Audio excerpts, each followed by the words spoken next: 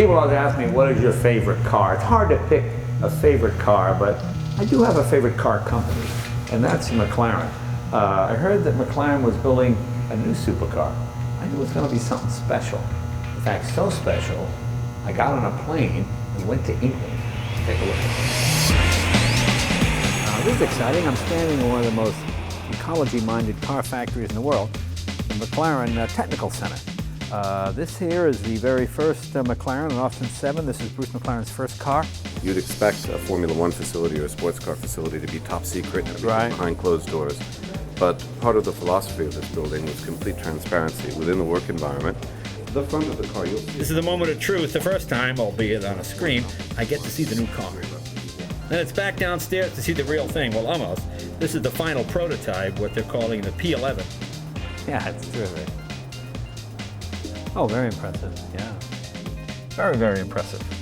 We're out here at Dunsfold. We're going to go for a ride in the pre-production new McLaren. I mean, this is obviously not a finished car, but acceleration feels extremely strong, and it shifts very, very quickly. A millisecond or some ridiculous thing like that, faster certainly than the human can shift. And that trip to England was pretty amazing. In fact, I put an order in right then and there. Fast forward to 2011, I'm invited back to England, and I think they know I'm president of the More Money Than Brains Club, so they give me a chance to drive with Chris Goodwin and get a lesson on how to properly use this. So, look, let's start off in normal everything, because that's the beginning. So you've got a lot more body roll, but as you really roll the car, as you really lean on it in the corners, the adaptive damping will stiffen up. As you turn in here, again, you're turning the wheel, so it's giving you damper support, then taking it away on the straight where you don't need it. Right. About now, before 50, some quite exciting. No, you know, we've had world champions drive this car, and we've had ordinary guys drive this car. Well, here it is, 5,000 miles and 2 years later, and the car is finally here in my garage, and it's everything I expected it to be, and more, actually. I'm really pleased with this automobile because it is the essence of what McLaren is supposed to be. Extremely lightweight. They send an Englishman who will live in your garage and take care of the car for you. Damian Forbes. Damian, how are you? Good, Jay. How are you? He is our McLaren representative here in Los Angeles. Now, the thing I find amazing, this is a supercar, yet the first service is 10,000 miles in 1 year. It's incredible. Yeah, McLaren really have put thought into everything. I mean, they are an engineering company first who just happen to make cars. Yeah, I just assumed I would bring it in at 600 to 700 miles and there'd be an oil change, but there's no oil change for 10,000 miles. 10,000 miles. Yeah. 10,000 miles. 1 year or 10,000 miles. They've thought of everything. Tell us about the suspension. I find that fascinating. They've gone a totally different way than other manufacturers have, and you can tell when you drive the car. It's almost, is it similar to the Citroën? It's a variation on that theme. It's not a fully active suspension like the Formula One cars had in the early 90s, but it does have springs, but it has a very clever hydraulic system which controls the ride height, the quality of the ride, the stiffness, the roll. They've done away with roll bars, which is a mechanical device to stop the car swaying in corners, but it loads the suspension. So you take that away, you take away resistance, you can make the car ride better.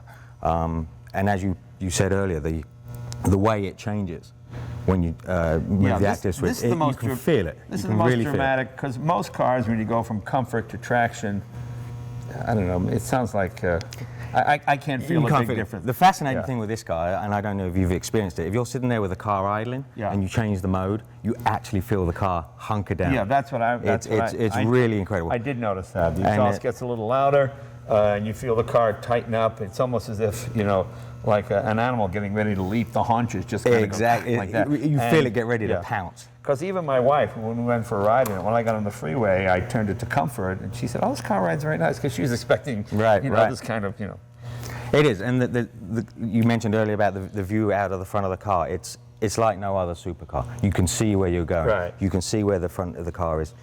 The seat is comfortable. I love the fact that the paddles to change gear are on the steering wheel. Right. So you always know where they are. You're not hunting for them. And one side is up and one side is down.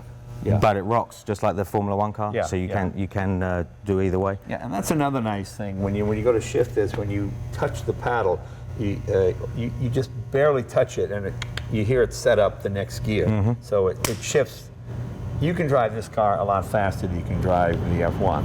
Maybe a professional race car driver can go faster than the F1, but I don't think the average good driver could. I mean, it's pretty amazing. This car is far more capable than certainly anyone I've met. You know, people often ask about, you know, a stick shift and missing a clutch. You know, I don't get out of my car and use a payphone anymore. I use a cell phone. If F1 gearbox is good enough for Jensen Button, it's good enough for me. Yeah. I mean, I admit I do like a proper gear shift, but this is pretty amazing. And there are small things that I notice the difference between the two cars as well. For example, in my car, the steering wheel somewhat blocks the dashboard, so I can't see if blinkers are on or lights are on. Whereas this one, no matter where I put the wheel, everything is right in full view. And the tack is the main instrument right in front of you. I like that as well because that's the one that you use the most.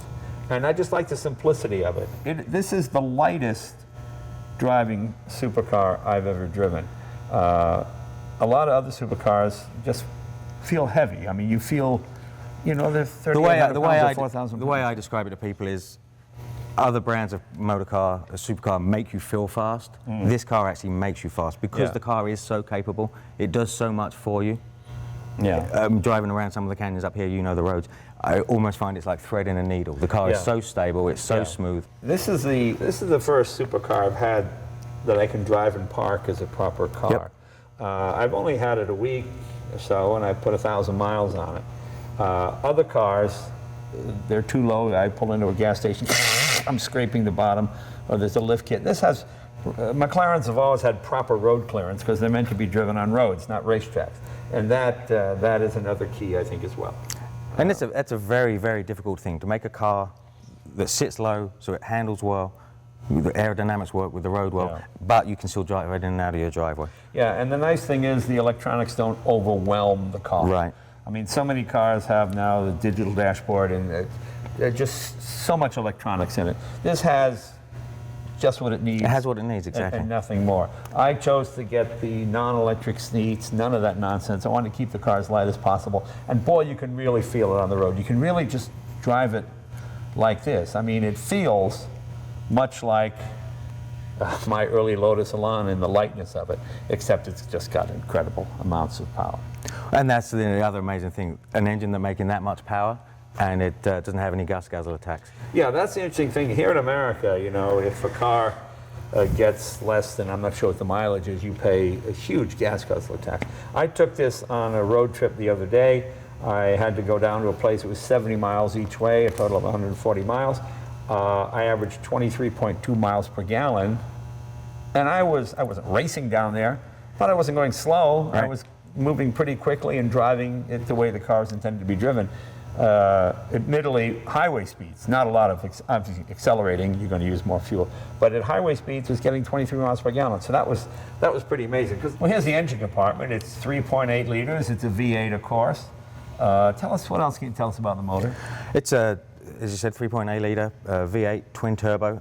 It's an engine designed by McLaren, for McLaren. 4 valve per cylinder. Yep, they haven't taken off-the-shelf parts from anyone else. They've built their own engine, and just again following on from their Formula One, everything's about packaging. Like you said, nearly a 600 horsepower engine. If we take all these panels off, the engine looks tiny. Yeah, it's really, really amazing. From underneath, obviously, I get to go under the cars and take the panels off and stuff. The way everything's attached to the engine is it's pure F1. To me, that's the mark of a real supercar company, when you make your own engine. I mean, AMG builds wonderful motors, and they build motors for other supercar companies. I always was an admirer of TVR. It didn't last very long, but at least they built their own engine, that 6-cylinder. And to me, that's real commitment. When you want to build an engine, put your name on it. When you build the heart of the car, and then build out from that. Right. That's the sign of a real. And real even to the point of the gearbox, there are other Yeah. dual clutch 7-speed transmissions out there. McLaren looked at them. It's too big. It's too heavy. Right. Let's make our own. And you know yourself from driving it. It doesn't shift like any other supercar. It's really amazing. It is the best double clutch gearbox I've ever seen. When I first saw this car's chassis, just the tub and the A-arms and the engine, it looked like a go-kart. I went, well, this is pretty simple. It's pretty clever. It's very again F1. You start with the tub of the car, and McLaren were very careful. They build it around the driver. Obviously, you know, the most important thing in any car is the person in control of it. So he has to be able to see, he has to be comfortable, or she has to be able to reach the pedals and all the controls. So you start from the driver, and you build the car out from there. Obviously, as you mentioned, keeping everything as small as you can. This is actually, under this carpet here, is the chassis of the car. Right. It's the carbon tub. It looks like in England we call them a skip, but a rubbish bin. Right. And you've built the chassis from there. You've built the front crash structures, are all mounted to the front of the tub. The engine, the frame, Yeah. the engine is mounted in, all mounts to the back of the tub. It keeps everything very small, very compact, and very light. I mean, it shows you what 20 years of engineering can do. To build the carbon fiber tub for the F1 was, I think, 4,000 hours. To build it for this car, it's 4 hours. 4 hours. Which is, Well, McLaren pretty really amazing. are a leader in carbon fiber technology. Yeah. They were the first company to build a carbon fiber Formula One car. and although the car is fairly compact, it's pretty airy inside, and there's plenty of room inside. You don't feel claustrophobic inside the car. But we should probably take it for a ride. You know, the interesting thing about McLaren is it's a brand new car company. You know, so many cars that you get are sort of based on something else. I mean, they have a tradition that goes back so many years, so consequently they're front engine or rear engine or mid-engine. Most engineers agree that mid-engine is the best way to get a good handling automobile, a nice well-rounded package. So when you McLaren and you start with something brand new, you can go with all the new ideas. You know, all the engineering in this car is brand new, and of course Formula One tested and all that kind of stuff. That's what I like about it. You know, even the last Mercedes McLaren, the SLR, that was still based, a lot of it, on 5 or 6 year old Mercedes-Benz technology, certain platform pieces. Whereas with this car, everything in it is 100% brand new. You know, it's all McLaren. That's what I like. I like one person or one small group's idea of what a car should be. You know, when you start doing cars by committee, you can still get good cars, but they wind up looking like Camrys, you know. Good cars, solid cars, but not exciting. When you do a car that is more or less one man's vision, like Gordon Murray with the original F1, like W.O. Bentley, like Duesenberg, like anybody, or like Ron Dennis with the new McLaren, that's what makes it exciting.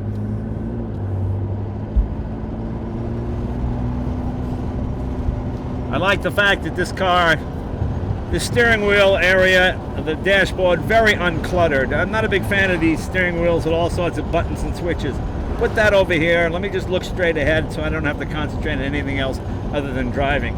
I love the tach right in the center of the dash. The tachometer is the most important gauge, so consequently it's in the forefront. Speedometer down here. Gear selection up here, 7 speeds, of course. Over here, of course, you have your odometer, your trip on it. But you know, you can put anything you want in this window. That's what I love about this McLaren. You can configure this dashboard any way you want. I chose to put the odometer here and the tripometer here and the temperature gauge over here. But you can configure it any way you want. And this car has, I think, the most dramatic change between the comfort setting and the track settings. It says handling normal. I will set it to sport handling and track powertrain, and as soon as I hit active, you hear the exhaust get louder, the handling goes to sport, the track goes to maximum power, maximum shift speed. Now you might say, oh well, a car like this you can afford the gas. It's not that, it's the fact that it's the efficiency of the car. This is only a 3.8 liter engine. You know, the F1 is a 6.1. That's a good, well, not twice as big, but pretty close. She's how bad my math is.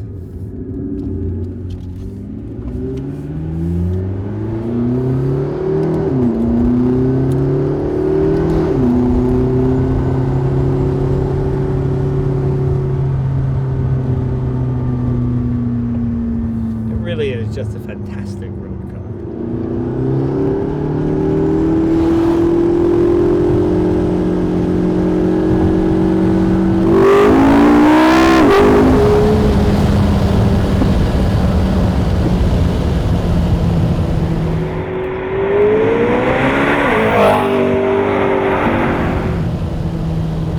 fun to do.